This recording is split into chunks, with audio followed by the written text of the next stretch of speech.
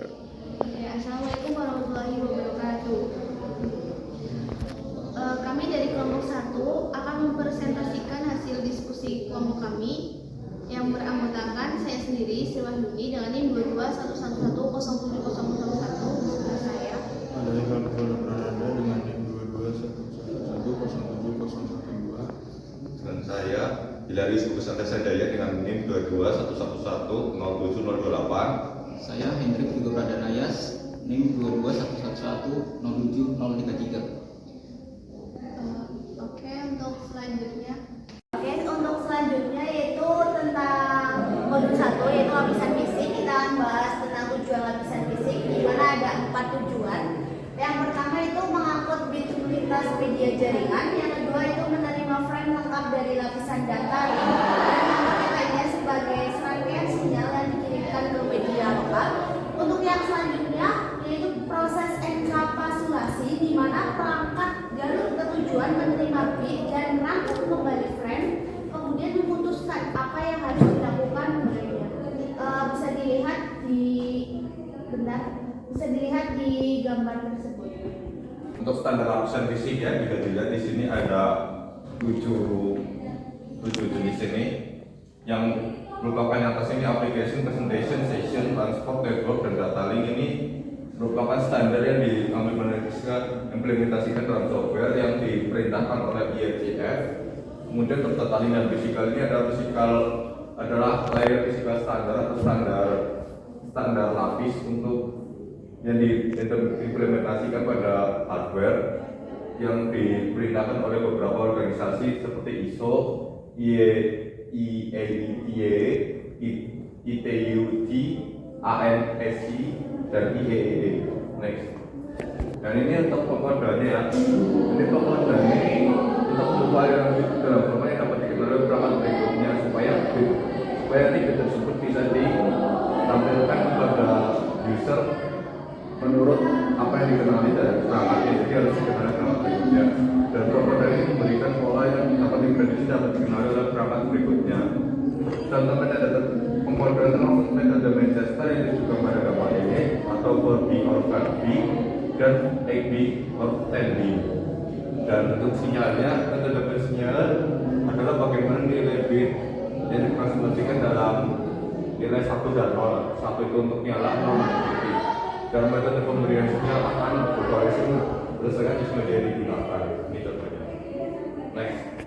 Nah, ini untuk karakter lapisan fisik bandwidth.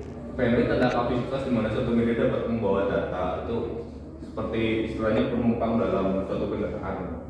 Dan bandwidth digital mengukur jumlah data yang dapat mengalir dari suatu tempat ke tempat lain dalam jangka waktu tertentu. Berapa banyak bit yang dapat ditransmisikan dalam suatu detik. Dan properti media fisik, teknologi fisik, dan hukum fisika berperan dalam menentukan bandwidth yang tersedia. Ini satuan bandwidthnya itu bps atau satuan dasarnya kilobyte, megabyte, gigabyte, hingga terabyte. Next. Karakteristik kabel tembaga. Kabel tembaga adalah jenis kabel yang paling umum digunakan dalam jaringan saat ini. Harganya murah, mudah dipasang, dan memiliki resistansi rendah terhadap aliran arus listrik.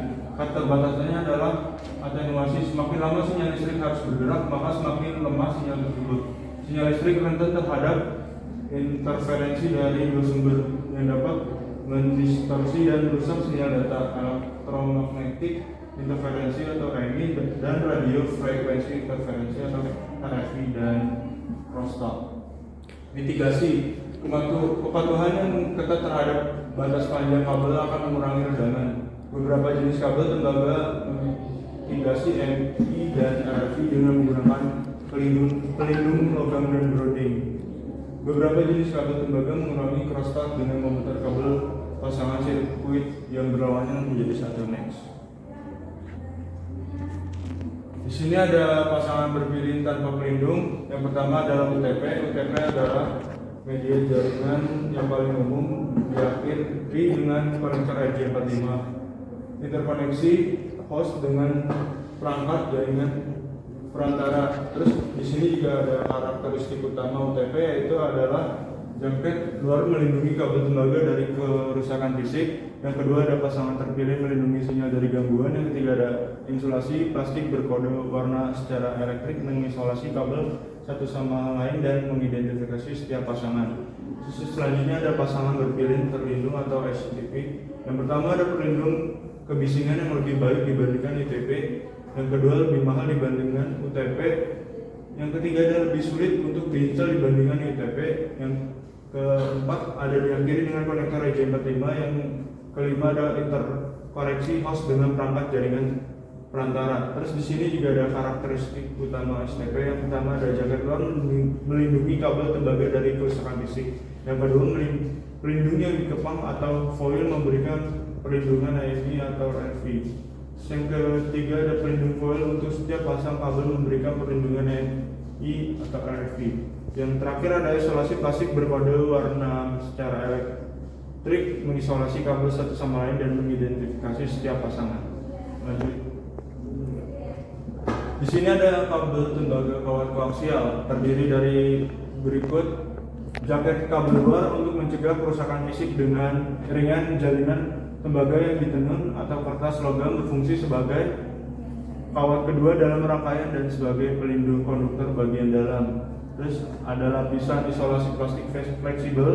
Konduktor tembaga digunakan untuk mengirimkan sinyal elektronik. Di sini juga ada berbagai jenis konektor yang digunakan pada kabel koaksial. Biasa digunakan dalam situasi berikut ini, diantaranya ada instalasi nirkabel, yaitu memasang antena ke perangkat nirkabel. Yang kedua ada instalasi internet kabel atau pemasangan kabel di lokasi pelanggan. Kemudian standar dan konektor kabel UTP. Ada konektor RJ45, soket RJ45, kabel UTP yang terminasi buruk, dan kabel UTP yang diterminasi dengan benar. Next. Kabel UTP stretch dan crossover disajikan sebuah tabel yang bisa Anda baca. Next. Sifat kabel serat optik. Tidak semua UTP karena biayanya yang mahal. Ideal untuk beberapa skenario jaringan, mengirimkan data melalui jarak lebih jauh dan bandwidth yang lebih tinggi dibandingkan media jaringan lainnya. Kurang besar terhadap atenuasi dan sepenuhnya kebal terhadap EMI RFI. Terbuat dari untayan kaca yang sangat murni dan fleksibel. Menggunakan laser atau LED untuk mengkodekan bit sebagai pusat cahaya. Kabel serat optik bertindak sebagai pemandu gelombang untuk mentransmisikan cahaya antar kedua ujungnya dengan kehilangan sinyal yang minimal. Media fiber optik insan kecil menggunakan laser yang mahal, aplikasi jarak jauh. Ini besar menggunakan LED yang lebih murah. LED memancarkan pada sudut yang berbeda hingga 10 Gbps pada jarak 550 meter. Selanjutnya. Konektor serat optik terdiri dari konektor ujung lurus atau ST, konektor simplex, konektor USEN, LC, konektor pelanggan SC, dan konektor LC multimode duplex. Penelitiannya itu kabel patch SDLCSM, kabel patch SDLCMM, kabel patch SCSDMM, dan juga kabel patch LCLCSM. Nah, ini adalah perbandingan dari kabel serat optik dengan versus tembaga.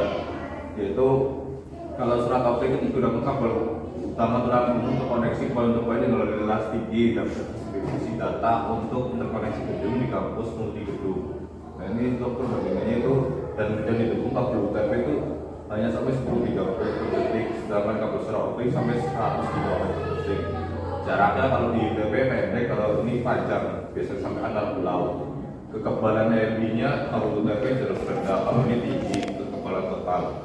Ya, bahaya listriknya ini rendah, ini tinggi, dan sisanya ini jelas lebih mengunggulkan kabel serat optik. Untuk jenis media nirkabel itu untuk standarnya ada standar IEEE dan industri telekomunikasi untuk komunikasi yang data nirkabel mencakup data link lapis dan lapisan fisik. Dalam hasil standar ini klasifikasi lapisan fisik menentukan metode pengkodaan data ke sinyal radio, frekuensi dan kekuatan transmisi, persyaratan penerimaan dan decoding sinyal, dan desain dan konstruksi antena. Dan standar nirkabel yaitu untuk untuk WiFi yaitu IEEE 80211 teknologi LAN dan WLAN, dan Bluetooth IEEE 80217 untuk jaringan pribadi di kabel, dan WiMAX untuk menggunakan teknologi untuk multiband menyediakan akses nirkabel broadband yaitu IEEE 80216, dan Zigbee 802.15.4 yang menggunakan komunikasi kecepatan data rendah dan konsumsi daya rendah, terutama untuk aplikasi Internet of Things. Yang terakhir yaitu lantir kabel, di mana secara umum lantir kabel memerlukan perangkat, yaitu ada dua. Yang pertama yaitu wireless access point yang memusatkan sinyal nirkabel dari pengguna dan menyambung ke infrastruktur jaringan berbasis tembaga yang ada. Terus yang kedua itu NIC nirkabel atau menyediakan kemampuan komunikasi nirkabel ke host jaringan. Ada sejumlah standar WLAN. Saat membeli peralatan WLAN, pastikan kompatibilitas dan interoperabilitas. Dan untuk administrator jaringan harus mengembangkan dan menerapkan kebijakan dan proses keamanan yang ketat untuk melindungi pelanggan dari akses dan kerusakan yang tidak sah. Mungkin sekian dari kelompok kami, dari kelompok 1 tentang lapisan fisik. Untuk anggota kelompok kami di kelompok 1 tidak bisa mempresentasikan, akan tetapi mengikuti kontribusi dalam pembuatan PPT dikarenakan ada keperluan yang mendadak. Jika ada yang ingin ditanyakan, bisa ditanyakan di kolom komentar. Sekian dari kelompok 1, kurang lebihnya mohon maaf. Wassalamualaikum warahmatullahi wabarakatuh.